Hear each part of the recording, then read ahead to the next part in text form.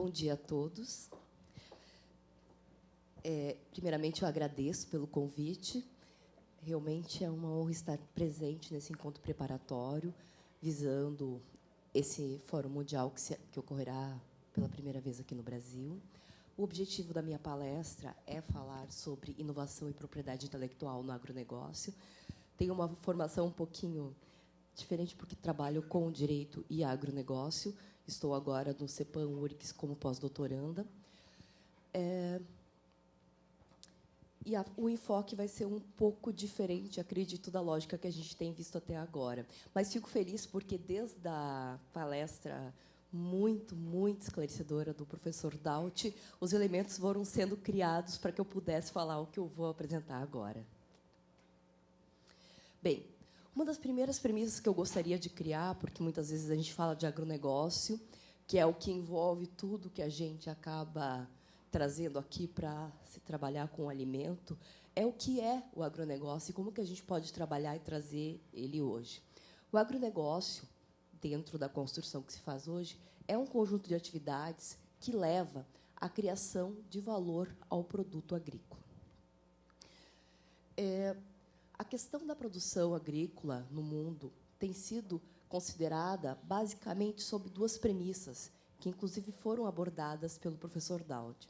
A primeira, baseada na teoria do Thomas Malthus, ainda em 1789, acredita que, ou pressupõe que, com a visão daquela época, que a população cresceria de determinada forma, que o recurso alimentar chegaria a um ponto que não mais poderia abastecer a população.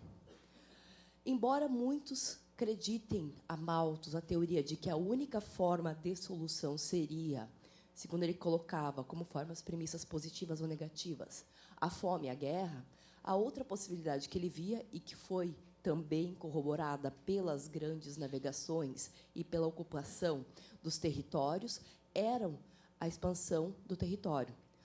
Com isso, inclusive, muitos de nós, filhos de imigrantes, viemos parar aqui, posto que nossos ascendentes foram para outros continentes povoar e buscar abertura de campo para produzir mais alimentos.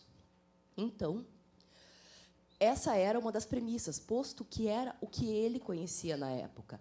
Não se falava em inovação como se fala hoje, não se falava em melhoramento como se falava hoje, não se falava em tecnologia como se via hoje.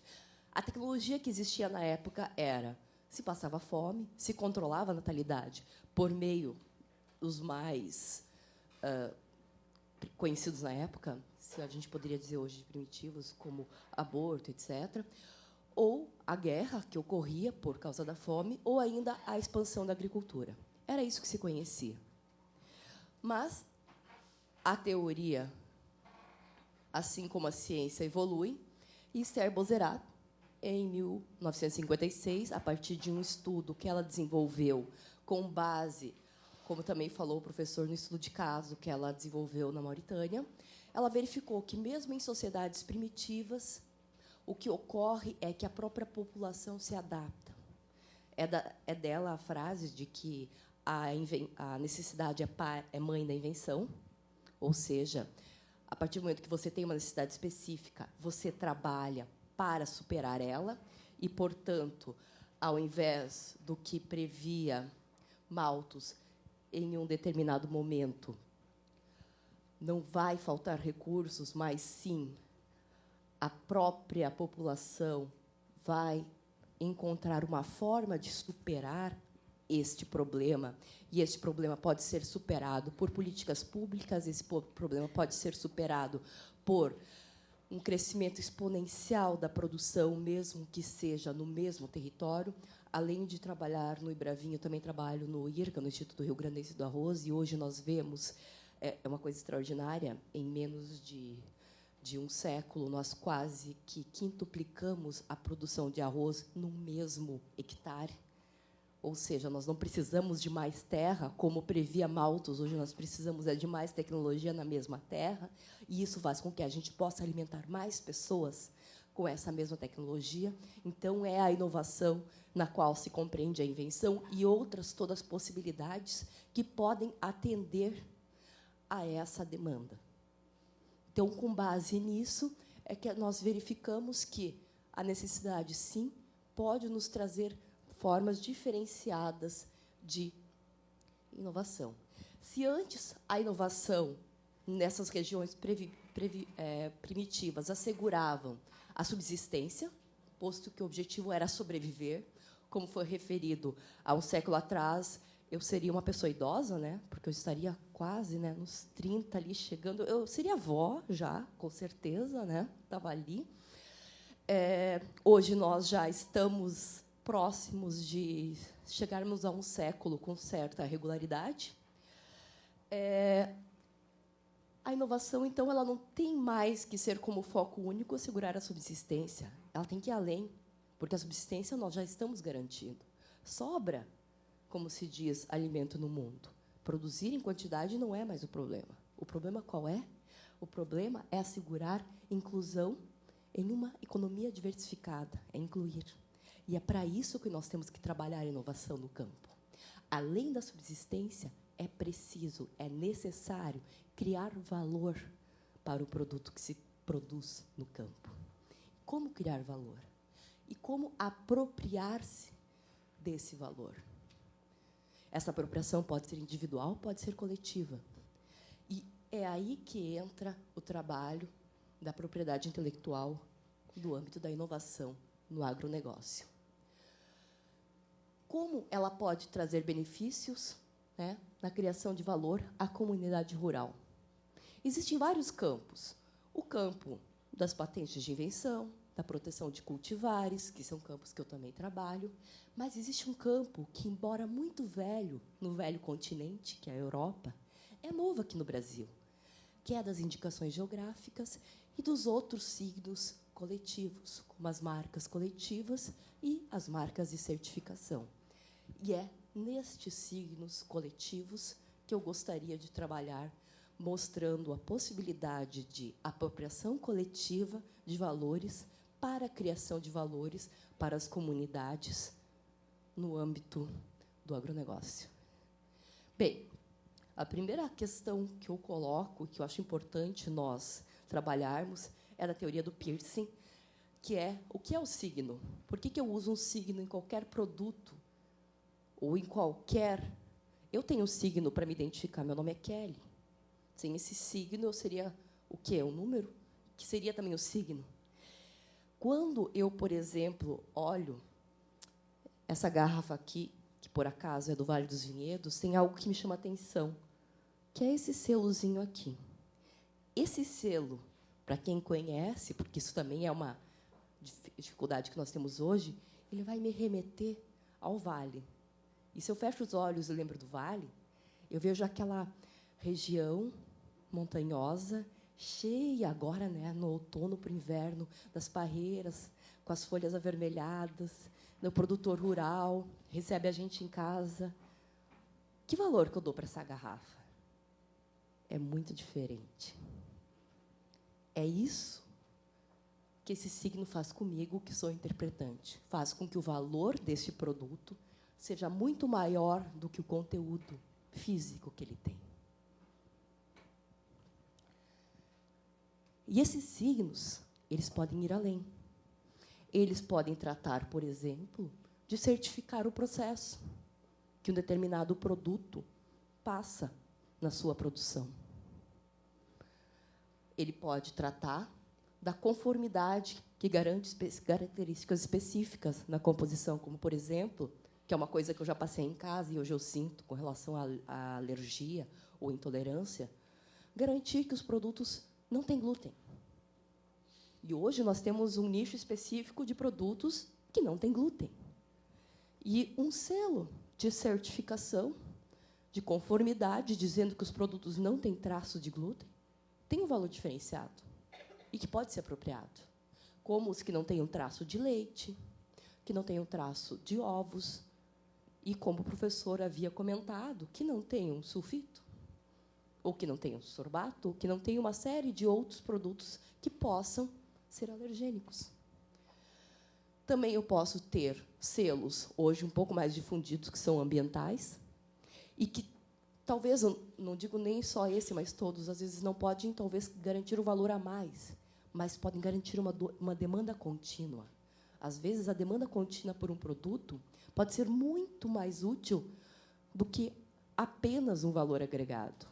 Estar no mercado presente e continuamente e ser demandado, às vezes faz toda a diferença.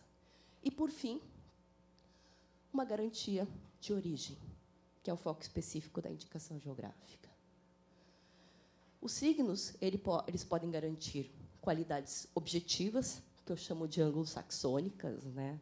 As qualidades nórdicas, que são os padrões, né, de higiene, segurança do alimento, que a gente falou pouco hoje, né, e que tem chamado pouco a nossa atenção ultimamente. Limpeza, padrão de identidade, padrão de qualidade. Mas também eles podem identificar aquelas características hedônicas, as qualidades mediterrâneas, as qualidades que não são exatamente passíveis de serem analisadas num espectrofotômetro, mas que nós identificamos, como, por exemplo, um aroma, um especialista na área, como o professor Vitor, por exemplo, poderia identificar, eu não tanto, né?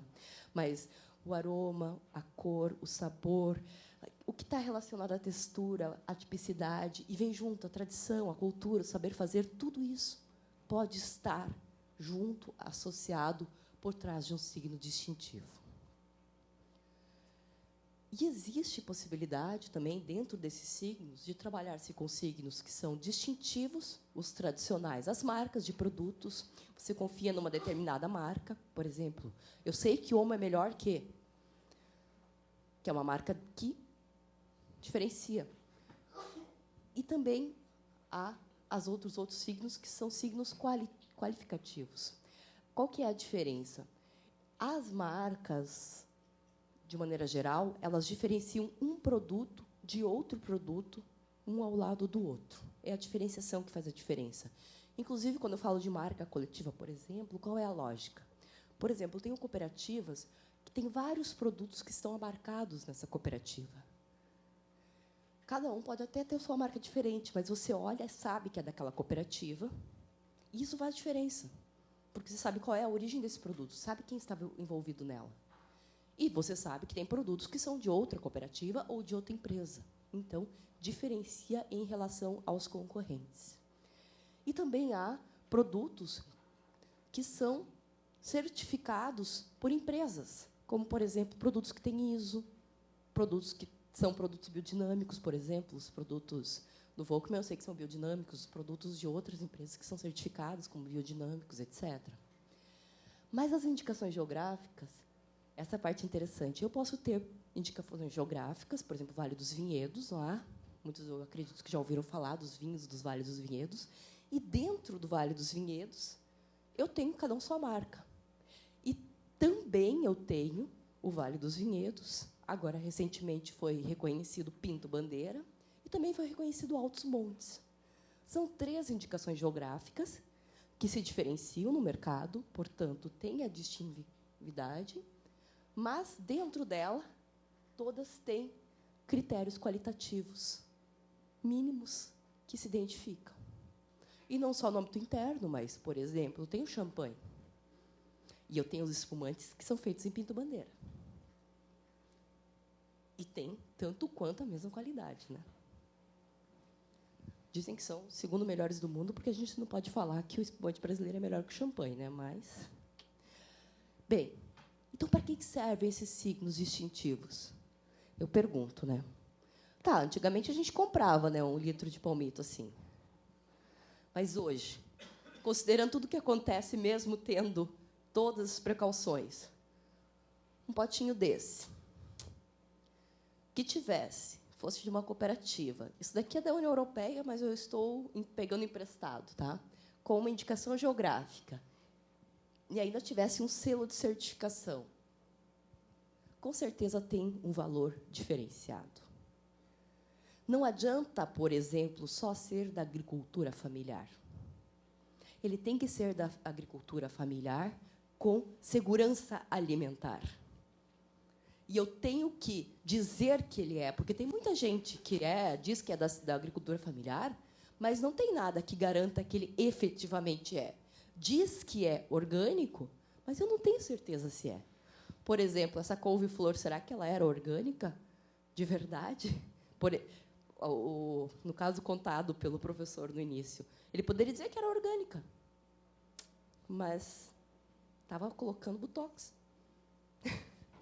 Então, são situações que eu preciso de algo que me auxilie a efetivamente reconhecer. E são estratégias que não são necessariamente proprietárias no sentido de eu tenho isso, mas são proprietárias no sentido coletivo. Nós temos e garantimos que é dessa forma. E essa é a indicação geográfica. A indicação geográfica nada mais é do que a cultura, a tradição, o saber fazer, a lealdade, a reputação, a história de um determinado produto relacionado com o seu povo e o seu território. O que a gente faz para protegê-la é fazer o seu registro, fazer um marketing, quando é possível, uma publicidade, e administrar e bem controlar ela. No Brasil, nós temos uma legislação que a regulamenta. Advogado tem que falar de lei de vez em quando, né? Existem duas formas: a indicação de procedência, a denominação de origem. São graduadas. Uma se trabalha mais os aspectos da reputação, já é uma região conhecida. Outra trabalha nos aspectos mais qualitativos, em que os fatores naturais e humanos estão fortemente relacionados com o território. Eu posso ter uma abrangência nacional nessa proteção, ou seja, ela vale para todo o Brasil. A proteção conferida é utilizar essa indicação geográfica por todos que estão nessa região com exclusividade, impedir terceiros que não sejam da região de utilizar por um prazo indeterminado. Ok? Não é uma indicação geográfica aquilo que já se tornou comum. Infelizmente, Minas para queijo, a gente já não sabe se foi feito em Minas ou não, então ele caiu em domínio público como nome. Também não é uma indicação geográfica um nome que não constitua, ou ninguém imagine que ele tenha sido feito lá, porque a gente não imagina, pelo menos, que a Antártida seja feito lá no continente antártico, né? Pode requerer uma pessoa jurídica que represente a coletividade, deixando muito claro que ela pertence, a titularidade é de todos que estão na região. Aqui, nesse gráfico, que é um levantamento recente que nós fizemos, fica muito claro que tem aumentado consideravelmente o número de pedidos e de reconhecimentos de indicações geográficas no Brasil. Ela foi regulamentada em 96. Hoje, nós estamos com 33 indicações geográficas reconhecidas no Brasil, sendo 8 no Rio Grande do Sul. Talvez nem todas tão conhecidas como nós gostaríamos, mas nós tivemos a primeira brasileira, que foi a indicação do Vale dos Vinhedos, que é a indicação de procedência, que agora foi reconhecida também como denominação de origem. Depois tivemos Pampa Gaúcho, da campanha meridional, para carnes. Depois foi Vale dos Sinos, também indicação de procedência para couro acabado. Tivemos também Pinto Bandeira, para vinhos. Altos Montes, bem recente agora, para vinhos. Pelotas, para doces. E Litoral Norte Gaúcho, para arroz, como denominação de origem. Sendo estas algumas possibilidades, imaginem o que existe no Brasil para ser explorado, reconhecido desta forma, ou de outras formas, por meio de marcas coletivas ou ainda marcas de certificação, que posso vir a trazer ao consumidor a especificidade. São algumas possibilidades que eu gostaria de apresentar. Agradeço a atenção de todos e fico à disposição. Obrigada. Desculpa! Uma coisa que eu sempre esqueço de fazer, né? Ai, gente, desculpa. Só para reforçar, finalizando. A inovação e a propriedade intelectual podem promover a criação de valor ao produto agrícola e fortalecer as bases socioeconômicas do sistema de produção. Essa é a mensagem que eu queria deixar. Agora sim, obrigada.